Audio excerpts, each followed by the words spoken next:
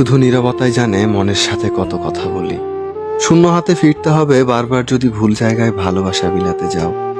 প্রেমে পড়লে তুমি সাহিত্য লিখতে শিখবে, আর প্রেমে ব্যর্থ হলে তুমি সাহিত্য বুঝতে শিখবে। বেঈমানদের সাথে যতই ভালো করো না কেন, এরা অবশেষে দেবে ধোঁকা।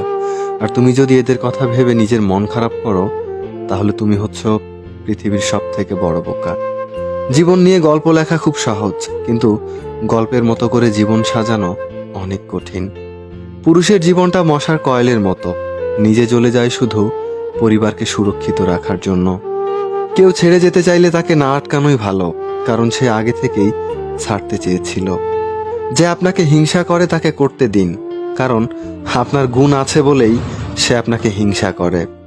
আপন মানুষ যদি ভুল বোঝে, তখন দুনিয়ার সব থেকে বড় অসহায় ব্যক্তি নিজেকে মনে হয়। স্ত্রীর সৌন্দর্য নির্ভর করে স্বামীর যত্নের উপর, আর স্বামীর মেজাজ নির্ভর করে স্ত্রীর সহনশীলতার উপর। যেই ছেলেটা তোমাকে পাওয়ার জন্য অল্প বয়সে চাকরির জন্য দৌড়ায়, সে কখনো তোমার প্রাপ্তন হওয়ার যোগ্যতা রাখে না। কিছু অভ্যাস পাল্টে ফেলাই উত্তম, নিজের ভালোর জন্য হলেও।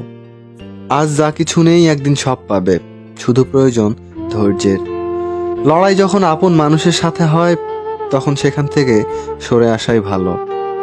শুধু নিজে থেকে কথা বলা বন্ধ করে দেখো, দেখবে অনেক আপনজন পর হয়ে যাবে।